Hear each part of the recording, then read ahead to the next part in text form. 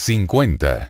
Hipercalcemia e hipocalcemia. El ion calcio tiene una función esencial en la función celular normal y en el envío de señales, y regula diversos fenómenos fisiológicos como el envío de señales neuromusculares, la contractilidad del corazón, la secreción de hormonas y la coagulación de la sangre. Por tal razón, las concentraciones extracelulares de calcio se conservan dentro de límites extraordinariamente estrechos por medio de mecanismos de retroalimentación en los que participan la hormona paratiroidea y la 1,25-dihidroxivitamina D, metabolito activo de dicha vitamina. Estos mecanismos de retroalimentación son controlados por señales integradoras que van de las glándulas paratiroideas a riñones, intestinos y huesos, figura 51, capítulo 402. Las alteraciones en la calcemia son relativamente frecuentes y a menudo constituyen una manifestación precursora de alguna enfermedad oculta. En este capítulo se presenta un resumen del estudio de pacientes con alteraciones en las concentraciones séricas de calcio. Véase el capítulo 403 para un comentario más detallado del tema. Hipercalcemia. Etiología. Es posible conocer y clasificar las causas de la hipercalcemia por las perturbaciones de los mecanismos normales de retroalimentación que regulan el calcio sérico, cuadro 51. El exceso de producción de hormona paratiroidea que no se suprime de manera adecuada con el incremento de la calcemia ocurre en neoplasias primarias de las paratiroides, adenomas, hiperplasia o, rara vez, carcinoma, en que la masa de células paratiroideas aumenta y el calcio no inhibe la retroalimentación. La secreción inadecuada de hormona paratiroidea para la concentración sérica de calcio también ocurre en la hipercalcemia hipocalciúrica familiar, un síndrome autosómico dominante que con frecuencia implica mutaciones desactivadoras del receptor sensible al calcio, hipercalcemia hipocalciúrica familiar tipo 1, con familias poco comunes con mutaciones en la proteína G-alfa 11, hipercalcemia hipocalciúrica familiar tipo 2, o en el complejo 2 de proteína relacionada con el adaptador, subunidad delta 2, hipercalcemia hipocalciúrica familiar tipo 3. Todas estas mutaciones afectan la sensibilidad al calcio extracelular de las glándulas paratiroides y los riñones, lo que conduce a la secreción inadecuada de hormona paratiroidea y al aumento de la reabsorción tubular renal de calcio. Si bien muy pocas veces las neoplasias secretan hormona paratiroidea, muchos tumores sólidos producen el péptido relacionado con hormona paratiroidea, que es semejante a la hormona paratiroidea en los primeros 13 aminoácidos y se liga al receptor de la misma, con lo que simula los efectos de la hormona paratiroidea en huesos y riñones. En el caso de la hipercalcemia mediada por péptido relacionado con hormona paratiroidea de neoplasias malignas, las concentraciones altas de calcio sérico suprimen la cantidad de hormona paratiroidea. La hipercalcemia vinculada con enfermedad granulomatosa, como sarcoidosis, o los linfomas, se debe a la mayor conversión de 25-hidroxivitamina D en el potente metabolito 1,25-dihidroxivitamina D. En los trastornos de ese tipo, este último metabolito intensifica la absorción de calcio en los intestinos, lo que ocasiona hipercalcemia y supresión de hormona paratiroidea. Los cuadros que aumentan de modo directo la movilización de calcio óseo, como el hipertiroidismo o metástasis osteolíticas, también conducen a hipercalcemia con supresión de la secreción de hormona paratiroidea, lo que sucede también con la sobrecarga exógena de calcio, como en el síndrome de leche y alcalinos, síndrome hipercalcémico, o en la nutrición parenteral total con adición excesiva de calcio. Manifestaciones clínicas. La hipercalcemia leve, entre 11 y 11,5 miligramos por 100 mililitros, por lo común no genera síntomas y se identifica solo en las mediciones sistemáticas de calcio. Algunas personas señalan síntomas neuropsiquiátricos vagos, como dificultad para concentrarse, cambios de personalidad o depresión. Otras manifestaciones iniciales pueden incluir úlcera gastroduodenal o nefrolitiasis y puede haber un mayor riesgo de fracturas. La hipercalcemia más grave, mayor de 12 a 13 miligramos por 100 mililitros, en particular si ocurre de forma aguda, puede ocasionar letargo, estupor o coma y también síntomas digestivos, como náusea, anorexia, estreñimiento, pancreatitis. La hipercalcemia disminuye la capacidad de concentración renal, que puede originar poliuria y polidipsia. En lo que se refiere al hiperparatiroidismo crónico, la persona acude al médico con dolor de huesos o fracturas patológicas.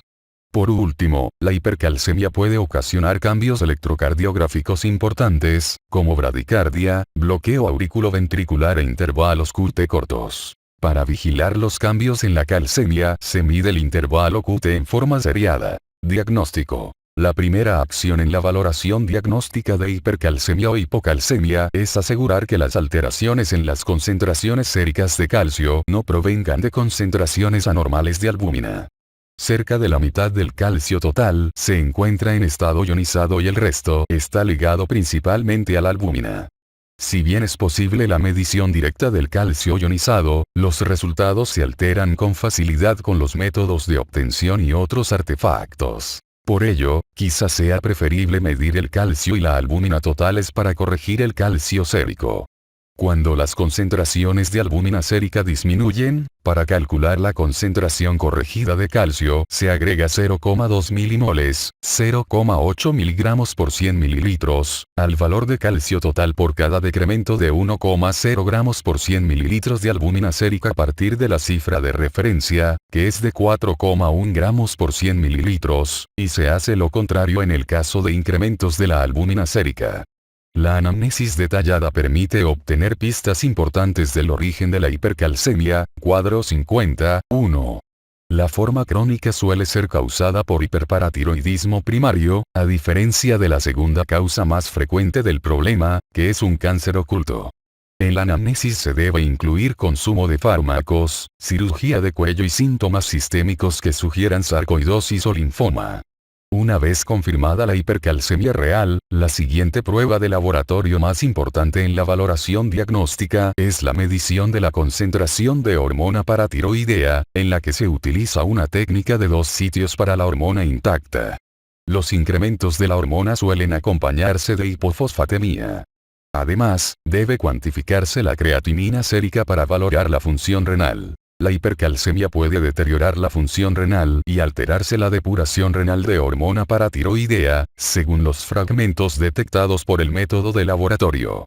Si aumenta el valor de hormona paratiroidea, o es inapropiadamente normal, en el caso de aumento de calcio y disminución de fósforo, el diagnóstico casi siempre será hiperparatiroidismo primario.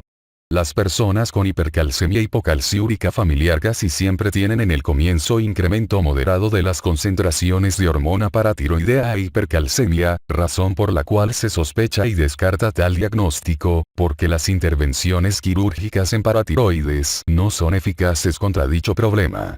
El cociente de eliminación de calcio sobre creatinina, calculada en la forma de calcio urinario sobre calcio sérico entre creatinina urinaria sobre creatinina sérica, menor de 0,01, sugiere hipercalcemia hipocalciúrica familiar, en particular si hay el antecedente familiar de hipercalcemia asintomática leve.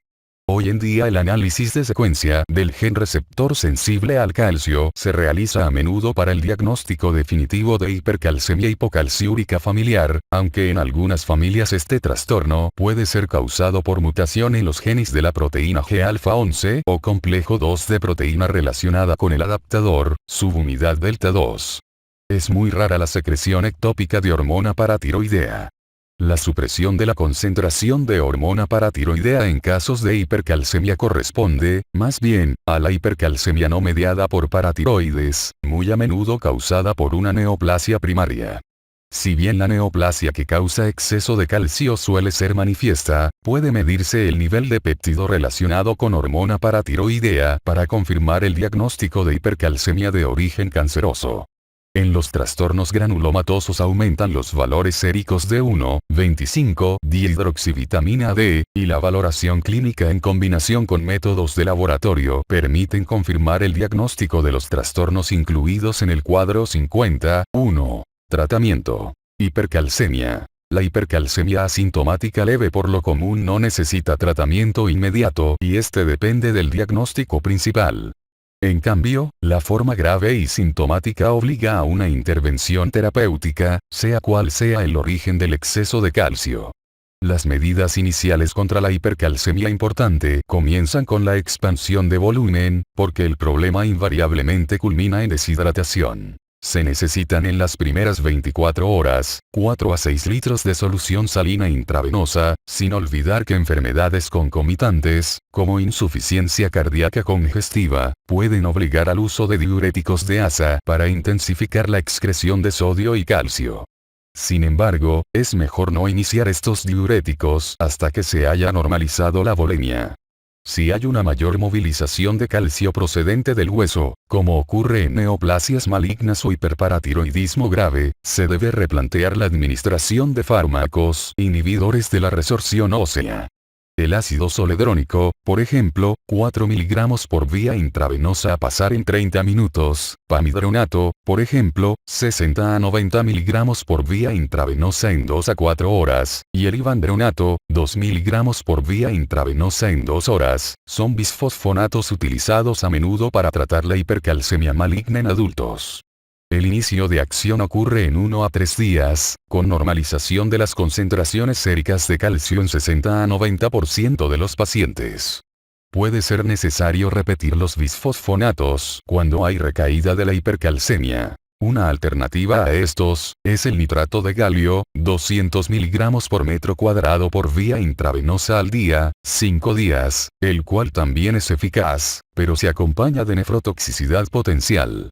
En fecha reciente también se demostró que el potente inhibidor de la resorción ósea denosumab, 12 mg subcutáneo los días 1, 8, 15 y 29, luego cada 4 semanas, es efectivo para tratar la hipercalcemia resistente a los bisfosfonatos. En casos excepcionales es necesaria la diálisis. Por último, a pesar de que el fosfato intravenoso quela el calcio y disminuye sus concentraciones en suero, el tratamiento puede ser tóxico porque los complejos de calcio y fosfato se depositan en tejidos y causar daño extenso a algunos órganos. En personas con hipercalcemia mediada por 1,25-dihidroxivitamina D, se prefieren los glucocorticoides, porque pueden disminuir la producción de dicho metabolito de la vitamina. Muy a menudo se utilizan 100 a 300 mg intravenosa de hidrocortisona al día o prednisona por vía oral, 40 a 60 mg al día, por 3 a 7 días. Otros fármacos como ketoconazol, cloroquina e hidroxicloroquina también disminuyen la producción de 1,25-dihidroxivitamina D y se usan ocasionalmente. Hipocalcemia. Etiología. Las causas de la hipocalcemia se establecen en función de las concentraciones séricas de hormona paratiroidea, si son bajas, hipoparatiroidismo, o altas, hiperparatiroidismo secundario. La deficiencia de calcio sérico puede tener más causas, pero la más común es la disminución de la producción de hormona paratiroidea y vitamina D, cuadro 50, 2, capítulo 403. La hormona paratiroidea constituye el elemento defensivo principal contra la hipocalcemia, razón por la cual los trastornos en que disminuye la producción o la secreción de la hormona pueden acompañarse de hipocalcemia profunda y letal. En los adultos, el hipoparatiroidismo es consecuencia, a menudo del daño inadvertido de las 4 glándulas durante operaciones en tiroides o en paratiroides. El hipoparatiroidismo es un signo fundamental de las endocrinopatías autoinmunitarias, capítulo 381. En raras ocasiones acompaña a enfermedades infiltrantes como la sarcoidosis. La alteración de la secreción de hormona paratiroidea puede ser secundaria a la deficiencia de magnesio, o bien, a mutaciones en receptor sensible al calcio o en las proteínas G que median la señalización de receptor sensible al calcio, lo que suprime la hormona paratiroidea y ocasiona los efectos, que son opuestos a los que ocurren en el caso de hipercalcemia hipocalciúrica familiar. También causan hipocalcemia la deficiencia de vitamina D, la menor producción del metabolito 1,25-dihidroxivitamina D, más bien consecuencia de insuficiencia renal, o, en pocas ocasiones, la resistencia a vitamina D. No obstante, la hipocalcemia en dichos trastornos no es tan profunda como la observada en el hipoparatiroidismo, porque las paratiroides pueden provocar un incremento compensatorio de la secreción de hormona paratiroidea. La hipocalcemia también se observa en situaciones que acompañan a lesiones císticas graves, como quemaduras, rabdomiólisis, lisis tumoral o pancreatitis. En estas situaciones, el origen del problema puede incluir una combinación de hipoalbuminemia, hiperfosfatemia, depósito de calcio en tejidos y una menor secreción de hormona paratiroidea.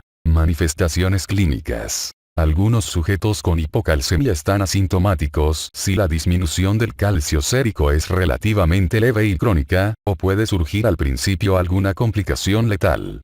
La hipocalcemia moderada o grave se acompaña de parestesias, por lo común de dedos de manos y pies y zonas peribucales, y es causada por una mayor irritabilidad neuromuscular. En la exploración física, el médico puede buscar el signo de Chvostek, contracción de músculos peribucales en reacción a la percusión suave del nervio facial por delante de la oreja, aunque también puede aparecer en casi 10% de sujetos sanos.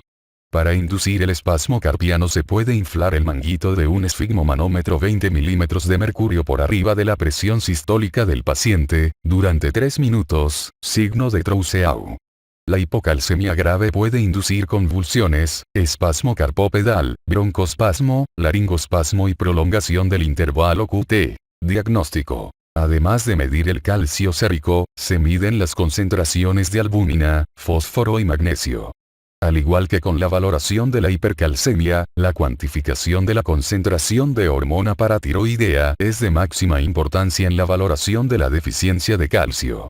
La supresión de hormona paratiroidea, o un valor inapropiadamente bajo, en caso de hipocalcemia, confirma ausencia o disminución de la secreción de la hormona, hipoparatiroidismo, como la causa de la hipocalcemia.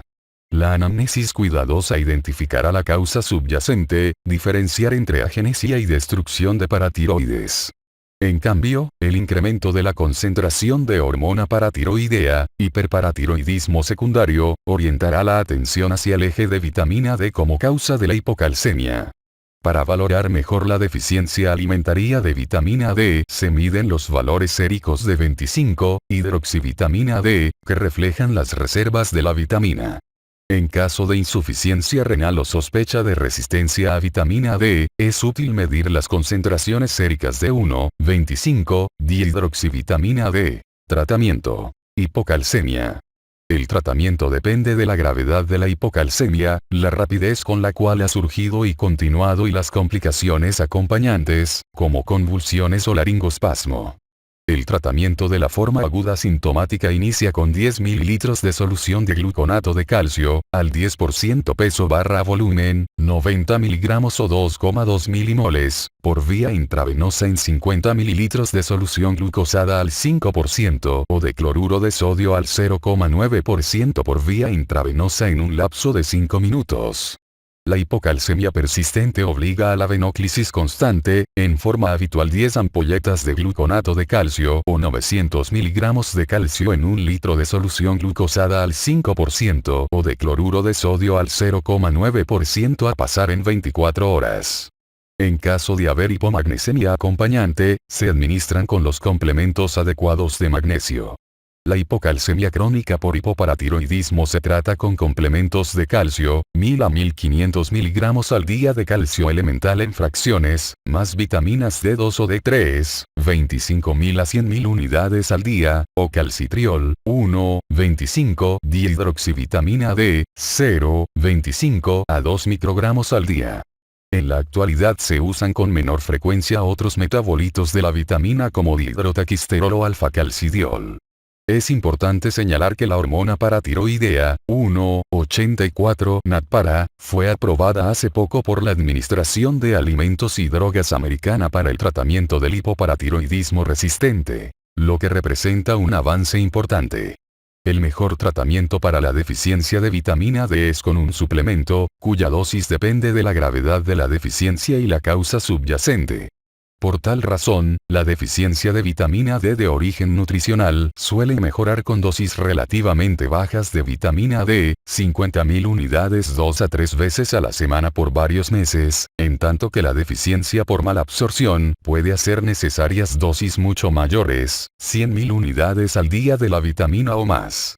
El objetivo terapéutico es mantener la calcemia en límites normales bajos y evitar hipercalciuria, que puede ocasionar nefrolitiasis. Consideraciones globales. En países con acceso limitado al sistema de salud o a pruebas de detección de las concentraciones séricas de calcio, el hiperparatiroidismo primario se manifiesta, a menudo, como formas graves con complicaciones esqueléticas, osteitis fibrosa quística, a diferencia de las formas asintomáticas, que son comunes en los países desarrollados. Además, la deficiencia de vitamina D es paradójicamente frecuente en algunos países pese a la gran cantidad de luz solar, por ejemplo, en India, porque se evita la exposición a la misma y porque se consume poca vitamina D en la alimentación.